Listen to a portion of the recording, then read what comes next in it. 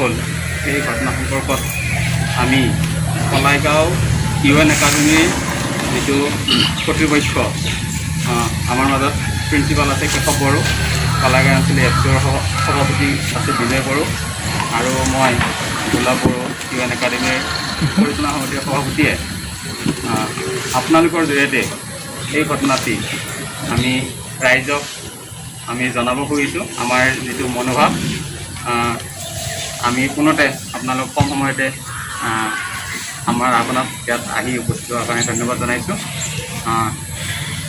মূল কথাখিনি মই ক'ম যদিও গোটেইখিনি কথা আপোনালোকৰ প্ৰশ্ন থাকিলে আমাৰ বিজয় বড়োৱে উত্তৰ লাগিব। আমাৰ মেইন কথাটো হৈছে যে এই যিটো ব্ৰুটেল কিলিং নৃশংস হত্যাকাণ্ড তাক আমি কণ্ডেম কৰিছোঁ। আমাৰ স্কুল কৰ্তৃপক্ষ আৰু আমাৰ অঞ্চলৰ সমাজে লগতে এই যিটো ব্ৰুটেল কিলিং হ'ল এই কিলিঙৰ যিটো কালপিট সিহঁতে চিভিয়াৰ পানিছমেণ্ট পাব লাগে। মানে কোনো সুৰুঙা থাকিব নালাগে, যাতে সুৰুঙাৰ সুবিধা লৈ পেলাই তেখেতসকলে ইয়াৰ পৰা সাৰি যাব নোৱাৰে। তেনেধৰণৰ এটা চিভিয়াৰ পানিছমেণ্টৰ কাৰণে বিহিত ব্যৱস্থা পুলিচ প্ৰশাসনে কৰিব লাগে। তাৰপিছত যিহেতু আমাৰ ফুলকমলীয়া ল'ৰা ছোৱালীবিলাকে পঢ়া এখন বিদ্যালয়, সেই স্কুলখন কলুষিত কৰিলে, গতিকে সেই স্কুলখনক আমি এতিয়া কৰ্তৃপক্ষ ভাবিছোঁ যে তাত আমি ল'ৰা ছোৱালীক পঢ়াব নোৱাৰিম সেই কোঠাটোত মেইনলি। গতিকে সেই কোঠা আমি দুটা আমি ভাঙিব লাগিব বা নষ্ট কৰিব লাগিব। আমি হয়তো পুলিচ প্ৰশাসনৰ অনুমতি নষ্ট কৰিম আৰু উপযুক্ত সময়ত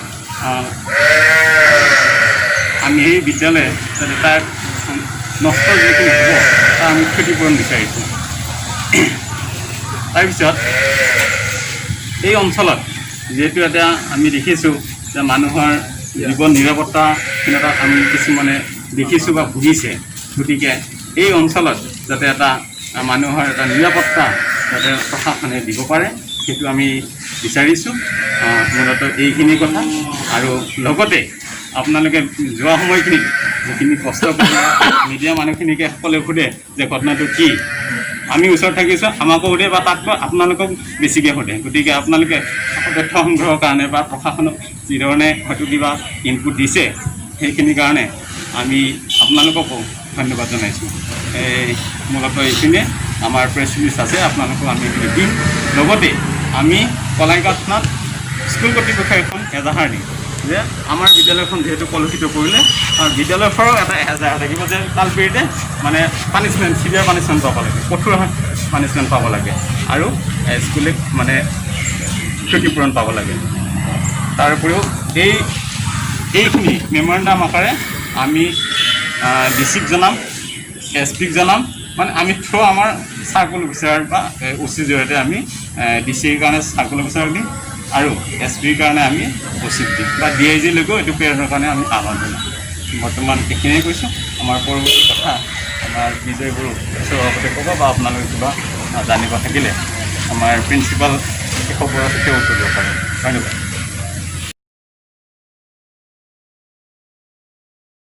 সাংবাদিক বন্ধুৱে আজি প্ৰেছ মিটত আপোনালোকে অংশগ্ৰহণ কৰিছে, তাৰ বাবে মই প্ৰথমতে স্কুলৰ প্ৰিন্সিপাল হিচাপে মই আপোনালোকক ধন্যবাদ জনাইছোঁ। লগতে আজি যি আমাৰ স্কুলত যি এটা ভয়ানক কাণ্ড সংঘটিত হ'ল, সেই কাণ্ডটো মানে কম সময়ৰ ভিতৰতে যিহেতু আমাৰ কলাইগাঁও থানা লগতে ওদালগুৰি পুলিচ ডিষ্ট্ৰিক্ট পুলিচ তেওঁলোকে কম সময়ৰ ভিতৰত এই তদন্তটো কৰি কালপিতক মানে বিচাৰি ওলালে, তাৰ বাবে মই তেওঁলোকক ধন্যবাদ জনাইছোঁ। লগতে যিহেতু কথাখিনি অলৰেডি আমাৰ SMDCৰ পৰা কৈছেই আৰু যিহেতু আমাৰ তাত সৰু সৰু ল'ৰা ছোৱালী পঢ়ে, যাৰ ফলত এতিয়া লকডাউনৰ কাৰণে বাৰু আমাৰ স্কুলখন বন্ধ হৈ আছিলে, কিন্তু সেই সুযোগতে হয়তো তেওঁলোকে তাতে থৈ দিলে। আৰু যিহেতু যিজন হত্যাকাৰী তেওঁ এজন মানে কি শিক্ষক, আৰু শিক্ষক হিচাপে এখন স্কুলত মানে তেওঁ হত্যা কৰি মানে এই কামটো কৰিব নালাগিছিল। তাৰ কাৰণে মই তেওঁক অৰিহণা দিছোঁ। এইটো ঘটনা যাতে এনেকুৱা ঘটনা যাতে আৰু নহয় তাৰ কাৰণে মই আপোনালোকৰ জৰিয়তে মই জনাইছোঁ, কিয়নো এইটো এটা পাশৱিক এটা ঘটনা হৈছে, বৰ বেয়া ঘটনা হৈছে, যাৰ ফলত আমাৰ স্কুলখনৰ মানে দুৰ্নাম এটা হ'ল, যিটোৰ ফলত মানে আমাৰ বহুত ক্ষতি হৈছে। তাৰ কাৰণে আমি আজি আমি কলাইগাঁও থানাত আমি এজাহাৰ এখন আমি দাখিল কৰিম। লগতে আমি DC, SP লগতে DIG ছাৰক আমাৰ মানে চাৰ্কুল অফিচ আৰু OC ছাৰৰ জৰিয়তে আমি মেমৰেণ্ডাম আমি প্ৰেৰণ কৰিম। এজাহাৰটো যিহেতু তেওঁলোকৰ ঘৰৰে স্বামী আৰু পুত্ৰই যিহেতু হত্যা কৰি তেওঁলোকে পৰিকল্পিতভাৱে আমাৰ স্কুলত এই বস্তুটো কালপিতৰ বিৰুদ্ধে আমি মানে প্ৰমাণ পাইছোঁ, তেওঁলোকে যিহেতু আমি গম পাইছোঁ তাৰমানে আমাৰ সন্দেহ নাই আৰু হয়, গতিকে তেওঁলোকৰ নামতে একদম বৰুৱা, উপেন্দ্ৰ বৰুৱা আৰু হীৰকজ্যোতি বৰুৱা। আমাৰ ষ্টাফ 9জন আছে। ষ্টুডেণ্ট কিমান আছিলে? ষ্টুডেণ্ট 96 আছে। আমাৰ খুব কম। এই অঞ্চলটো আপোনালোকে জানে, আমি সকলোৱে মানে একেলগে মানে বসবাস কৰোঁ আৰু তাতে মানে এখন বড়ো মিডিয়াম আমি ইমান মানে হেৰিত চলাই আছোঁ কষ্ট কৰি। ইয়াতে মানে আপোনালোকে গোটেইখিনি জানে। গতিকে এই ক্ষেত্ৰত মানে আমাৰ স্কুলখন বহুত মানে ক্ষতি হ'ব। ভৱিষ্যতে আমি এই কথাটো বহুত চিন্তা কৰিব লগা হৈছে। তাৰ কাৰণে মানে আমি উচিত শাস্তিৰ প্ৰথমতে উচিত শাস্তিয়ে আমি কামনা কৰিছোঁ। আমাৰ 2003 প্ৰতিষ্ঠা হৈছিল, কিন্তু যোৱা বছৰহে আমি স্কুলখন ইয়াত আনিছোঁ। কিয়নো এই স্কুলখন আনোতেও কিন্তু আমি মানে গাৰ্জেনবিলাকে নিজৰ পইচা, নিজৰ মানে খুঁটা দি, কোনোবাই বেৰাৰ দি, কোনোবাই অলপ পইচা দি, ৱেলাইজাৰবিলাক অলপ চলপ পইচা দিহে যোৱাবাৰ আমি এই স্কুলখন মানে বনাইছিলোঁ।